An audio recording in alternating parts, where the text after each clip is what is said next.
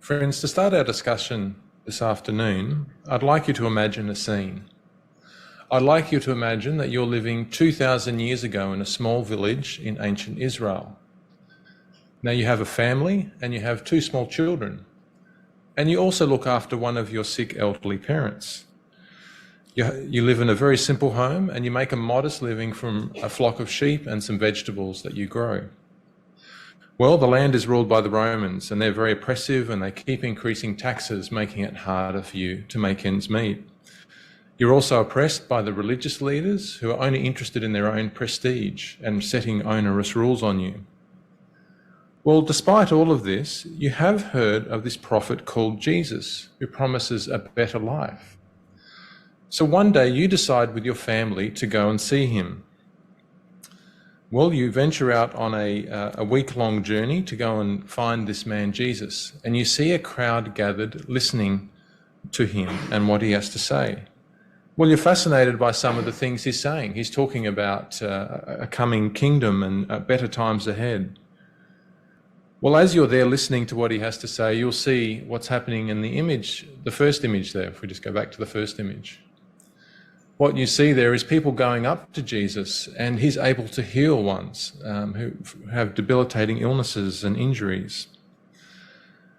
Then what you decide to do is you decide, well, I'll take my sick elderly parent up to Jesus. And so you're amazed when Jesus is able to cure them of their illness. And so you go back to take your sick elderly parent who's now cured to show the rest of your family. And they're also amazed at what they've seen. Well, you continue to listen for a little while longer to Jesus. And after a little while, your children start to grumble because they've travelled for many days and they're hungry. And we can see in the next image, before you even have a chance to look for food, amazingly, there's all these baskets of loaves and fishes that have been provided for you and the whole crowd to feed everyone. So what an inspiring experience it would be to be there and see these miracles being performed, seeing the benefit of them on your family. No doubt this would help you to come to believe in this Jesus that you've just seen and what he had to say, and that he understands the problems that you face in life and he has answers and solutions for you. So by hypothetically putting ourselves there in these Bible accounts where miracles are performed, we can see the impact they would have had on the people at the time. Now, unfortunately today, most people think these miracles are just stories and they're made up, and that modern science raises doubts and questions about these miraculous events. Even religious leaders consider them to be just stories and mere myths. There's one quote I'd just like to share with you from one German theologian. It's a bit of a mouthful, but I thought I'd share it anyway. It says, "The burning bush miracle in the Bible at Exodus chapter 3 represented a symbol of Moses' inner struggle with the pricks and burning pangs of conscience, and that the flames could also be seen as flowers that burst into bloom in the sunlight of the divine presence." It was a bit of a mouthful, it made no sense to me, but by simply raising doubts about these miraculous events, does that mean they didn't happen? Well, today in our discussion, we are going to look at some ways that we can build confidence that they actually did happen and how we can benefit by looking into these miraculous events. And we're going to do this in 3 main points. So firstly, we're going to have a look at what identifies Bible miracles as being accurate. Secondly, we're going to look at what is the purpose of Bible miracles. And thirdly, we're going to have a look at whether we need miracles today to build our faith. So we're going to look at those 3 areas. Well, turning to the first area, what identifies Bible miracles as being accurate? Now, before we do that, let's just consider what a miracle is. So if you look up a dictionary definition, it'll say something like this. It'll say a miracle is an extraordinary event that is not explicable by natural or scientific laws at the time, and so is attributed to a divine source. So if we think about that for a moment, we might consider an example. So we might, for example, today see a jet aircraft flying in the sky, and we would understand what that is. But to people of Bible times, they could potentially see it as an inexplicable event, as per this definition, or a miraculous event. So to people of Bible times, this would make many things we take for granted today as being miracles in their eyes. Just some other examples would include electricity. So today we have electricity, and we have the ability to use electricity to to power the lights in this hall, to power the air conditioning, and our very lives today depend on the harnessing of electrical power for our very survival. So to us today, that seems very normal, but to people of Bible times, that would be considered a miracle. We also have computers. So computers today have allowed the mass scale processing and storing of information across the globe. We can even use the power of computers to have video and voice discussions across the whole world. We get to share videos around the world. We even have our JW Library app and the many videos and ability to access much information through the use of computer power. So again, from our viewpoint, this is not a miracle, as we understand how it works and we have the ability to control it and use it. But to people of Bible times, they would consider these things to be miracles. So thinking about that analogy, we could reason on the same way in relation to Bible miracles. So if humans today can accomplish things that seemed miraculous just a few years ago, then it's also more than possible that the God who created the universe could perform amazing feats that are beyond human understanding at a point in time. To us, they would be considered miracles, but in the Creator or God's eyes, they would be seen as simple acts within his power and control. So now that we've considered what a miracle might involve, let's now consider how we can build confidence that the miraculous accounts in the Bible did happen and what shows their authenticity. So we're going to look at 6 key features together, and that'll help us to build confidence that they did happen. So for our first aspect that we're going to look at, we just want to reflect on the miracles performed by Moses and Aaron in Egypt to secure the freedom of the Israelite nation. And so we'll put the next image up on screen. So as we can see there, these miracles were firstly demonstrated before Pharaoh and all those around him, his servants and priests. And after this, there were miracles performed in front of the whole nation of Egypt. And this included the 10 plagues of Egypt that are well known to people even today. So these miracles were performed in a very public way and affected millions of people. The thought at Exodus 14:25 highlights that the entire nation of Egypt acknowledged that Jehovah was backing this, that Jehovah had performed these miracles and was acting on behalf of his people. So miracles in the Bible, just like these ones in Egypt, were generally performed in a very public and open and transparent way. So that's our first aspect. To see our second aspect, let's open our Bibles to John chapter 11, and we'll read the account there from verse 1. And then this account at John chapter 11 and verse 1 is of the resurrection of Lazarus by Jesus. So John chapter 11 and from verse 1. And it said there, now a man named Lazarus was sick. He was from Bethany, the village of Mary and her sister Martha. Now, if we just go down to verse 4, it says, but when Jesus heard it, he said, this sickness is not meant to end in death, but is for the glory of God, so that the Son of God may be glorified through it. Now, if we move down to verse 40, and we'll see what happened next. So from verse 40, it said, Jesus said to her, did I not tell you that if you would believe, you would see the glory of God? So they took the stone away. Then Jesus raised his eyes heavenward and said, Father, I thank you that you have heard me. True, I knew that you always hear me, but I spoke on account of the crowd standing around, so that they may believe that you sent me. When he had said these things, he cried out with a loud voice, Lazarus, come out. The man who had been dead came out with his feet and hands bound with wrappings, and his face was wrapped with a cloth. Jesus said to them, free him and let him go. So as we can see in our picture in this account, it was an amazing event, the resurrection of a human being back to life. But what can we take from this account? Well, if we go back to verses 4 and verse 40, it says there that Jesus was pointing to the glory of God So he was pointing to this event bringing glory to Jehovah God. And then if we look at verses 41 and 42, he talks to his father and he says, "Father, I thank you that you have heard me. True, I know that you always hear me, but I spoke on account of the crowd standing around, so they may also believe that you sent me."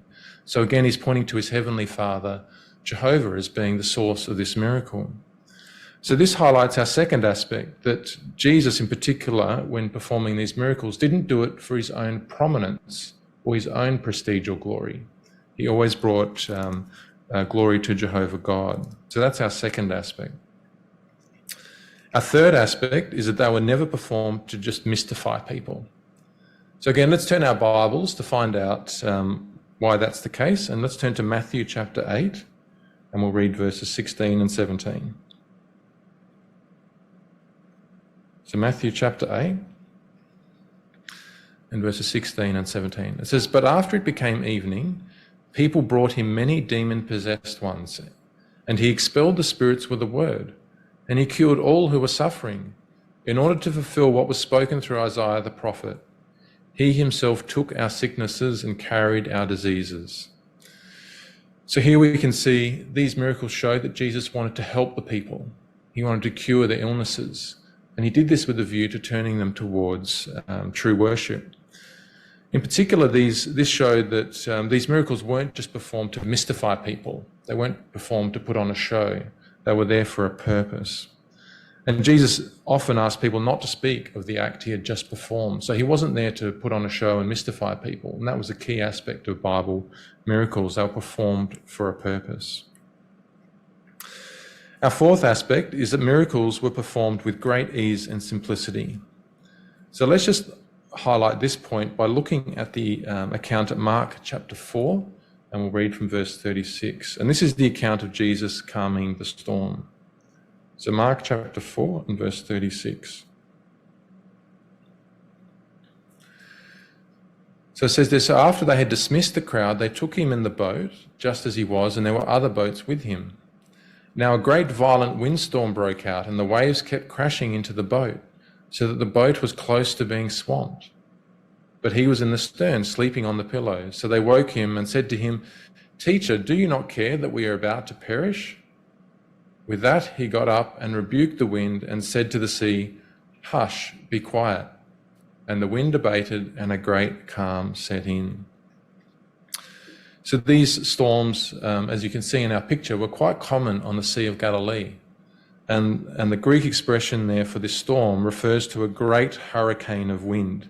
So it was quite a violent storm that we're talking about here. And yet, how was this miracle performed? Well, if we go back to verse 39, it tells us, Jesus said, "Hush, be quiet," and the storm ended. So this miracle, like many other miracles, were performed with great ease and with great simplicity. And Jesus was able to control the physical elements very easily. So that's our fourth aspect. Our fifth aspect is that Bible miracles were not limited to just believers with existing faith. So to prove this point, let's have a look at Matthew chapter 9, and we'll read from verse 35.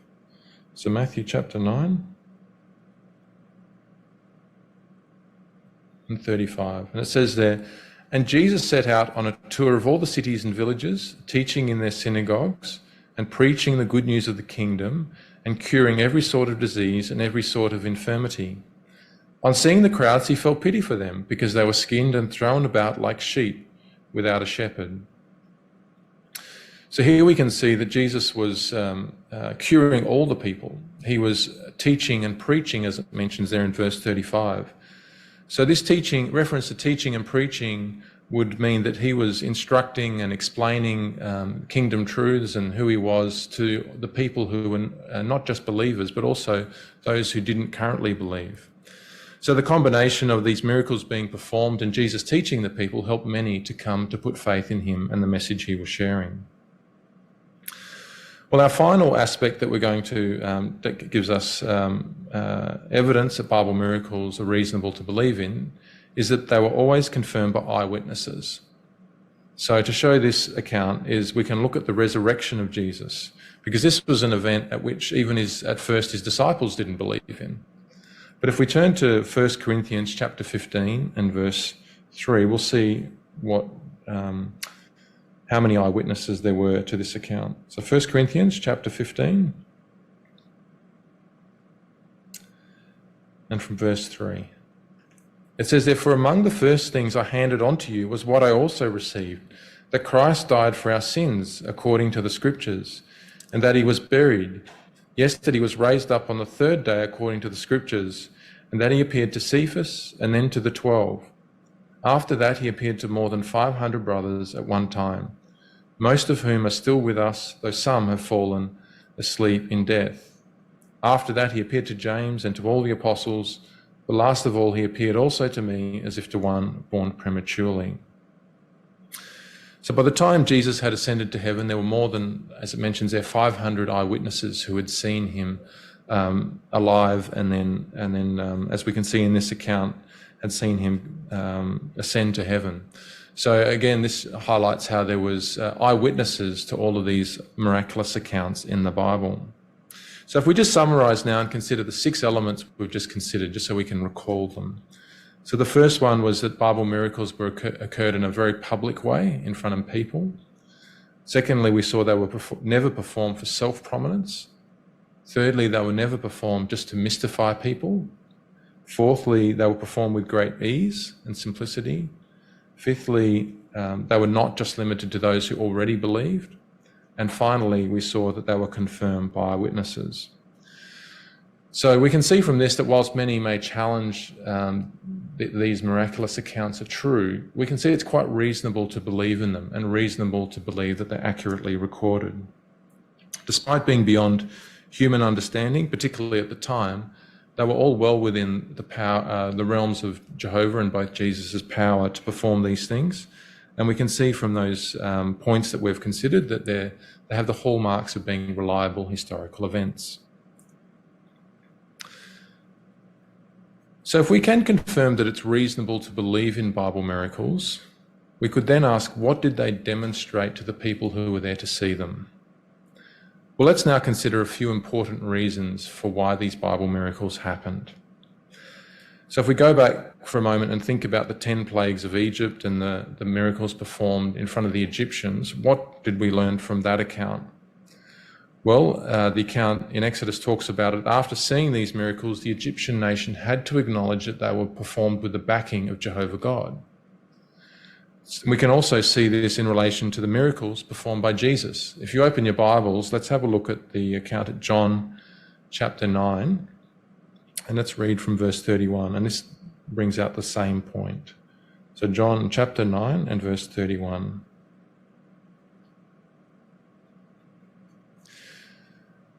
So there it says, "We know that God does not listen to sinners, but if anyone is God-fearing and does his will, he listens to this one.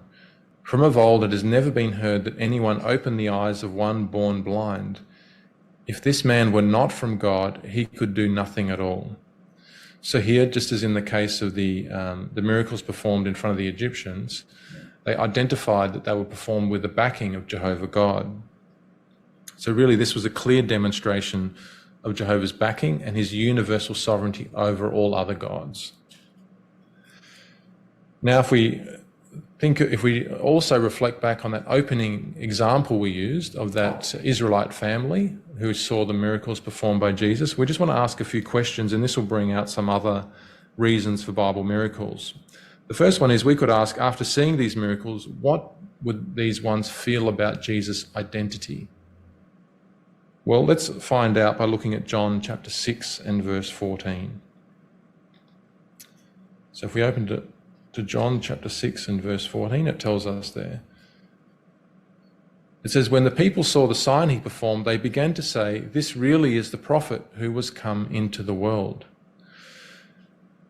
So these Bible miracles also help to identify Jesus as the promised Messiah. As it mentions there, he was the prophet who was to come into the world. They were expecting this Messiah to come. So by seeing these Bible miracles and Jesus performing them, that helped to show that these prophecies were being fulfilled and that he was the Messiah. Well, this family, if they, we could also ask if they were there and they saw Jesus cure one of their sick elderly family members, what would they think about that? Well, no doubt they would feel that Jesus cared about them. They would feel that Jehovah God cared about them. He actually had interest in their well-being. Imagine if you had been cured of a debilitating illness. How would you feel about the person who helped you? Jesus here was showing that his Father had given him the power and the authority over sin and death, but also really wanted to help people. He cared about them. And so that's the same for us as well. We know we have the hope in the near future that we'll, all our sicknesses and illnesses and disabilities will soon be removed. And that shows that both Jesus and his Father have an interest in mankind and want the best for us. Again, thinking about that hypothetical Israelite family, what would be their response to seeing these miracles performed? What do you think their response would have been? Well, no doubt they, like many others, would have come to put faith in Jesus and convert to Christianity. So the performance of these miracles backed up the message Jesus was sharing at the time regarding the kingdom and that what he had in store for mankind. They demonstrated Jehovah was backing these miracles, but also that he was backing the kingdom message. And this helped to lead to many coming into Christianity and to the establishment of many congregations at the time. And so many thousands came to believe with the benefit of these miracles and also the message from Jesus. And if we think for a moment, at the time, there were only very few wealthy ones who had access to even the Hebrew scrolls. So most people wouldn't have had access to be able to just read these scrolls on their own. And in fact, in some lands, there was no knowledge of the Bible at all. And so really the miracles being performed and hearing about these miracles along with the kingdom message really helped ones at the time to come to believe. So now that we've considered it's reasonable to believe in Bible miracles, what is the reason for these Bible miracles? We could ask, well, why don't we have miracles today? What can we look to today to help to give us confidence in the kingdom hope that we have? Well, to find out why miracles are not a feature of modern day Christianity, let's use the Bible again and turn to 1 Corinthians chapter 13, and we'll read from verse 8 there. So 1 Corinthians chapter 13 and verse 8. It says there, love never fails, but if there are gifts of prophecy, they will be done away with. If there are tongues, they will cease. If there is knowledge, it will be done away with. For we have partial knowledge and we prophesy partially. But when what is complete comes, what is partial will be done away with. So having accomplished their purpose, these Bible miracles are no longer needed in our time. As it mentions there, these things would be done away with because they had an important role and purpose at the time, but they're no longer needed in our time. And the reason for that is that we have much more that we can build our faith on today. As it mentions there, they only had partial knowledge, whereas today we have much more we can look to help us build our faith. And that is an important thing we need to keep in mind, is that we have many modern day miraculous things as servants of Jehovah that can help us in this regard. And so miracles are no longer needed. Well, to help us in this aspect, let's just consider for a few moments what are some of these miraculous modern day things that we have that can help us to build our faith. And we're just going to consider 5 together. Well, the first one is one that we no doubt can all guess. We have the Bible itself. So we have the full and complete scriptures today that we can look to. And the early Christians that we considered earlier only had limited copies of the Hebrew scrolls. And so unlike them, we have a great advantage in having the whole Bible available to us. We know that it's been estimated there's more than 5 billion copies of the Bible that have been printed and distributed across the earth. And that doesn't factor in the copies that we have on our handheld devices. We know also the Bible is available in thousands of languages in part or whole. And so really this is a demonstration of Jehovah God's intent for it to be available to all mankind. So really that's a modern day miraculous thing that we have that we can look to. Well, another aspect is that we have the physical creation. So as Romans 1 verse 20 says, it is inexcusable for man to deny the existence of God when we look at the physical creation around us. So really, if we look at the world around us, and we have far greater knowledge of the universe and the physical creation than those of Bible times, we can look to this, and this can help to strengthen our faith in a creator and confirm our belief in that he exists and he wants the best for us. The third aspect that we can look to today is that we have true Christianity. So we have true Christianity that's looked into the Bible and been able to explain the key messages of the Bible, which relates to Jehovah's universal sovereignty and the coming of his kingdom. We know that through this true Christianity, there's a global preaching work being done by all the members of Jehovah's people today. So really this helps to build our faith and confidence, and is really a miraculous gathering of true Christians all around the world. And it really shows that Jehovah does have a purpose for mankind, and he does want to gather people from the earth today. The fourth aspect that's linked to that is that we have an abundance of spiritual food available in hundreds of languages that can help us to look into God's word, the Bible, and understand it. We have billions of magazines, books, and other publications in hundreds of languages that really can help us to build our knowledge and faith. And finally, what's our fifth one? Well, we have numerous Bible prophecies that point to events happening in our time and events happening since the first century that really point to the time we're living in as being a critical time in human history. And so by looking into the Bible and considering these prophecies, it can help to build our confidence in the coming kingdom and what the Bible's message is today. So really, given we have all these modern day miraculous miracles that we have access to, that were not available to those in Bible times, we can see how we have much to help us build our faith and confidence in the coming kingdom. So just in closing, how can we benefit from learning about these miraculous Bible accounts that we've considered today? Well, the Bible itself tells us at Romans 15 verse 4, it highlights that the scriptures were written for our instruction so that we might have hope. So we have a hope on the basis of looking into these accounts. And really, it's only through a study of the Bible and all these miraculous accounts that we can come to build confidence in the coming kingdom and the hope that we have. And as we mentioned earlier, we don't just have the Bible, but we have an abundance of spiritual food that helps to explain the message in the Bible. And so that's a great blessing that we can share in. These miraculous accounts also give us confidence that Jehovah cares about us and his Son care about us. They want the best for us. They want to be able to cure all our ailments and problems that we face today. And so that really shows they both care for mankind and want better conditions for us in the near future. But just in closing our discussion, let's just read a brief scripture that highlights the greatest miracle that is still yet to come.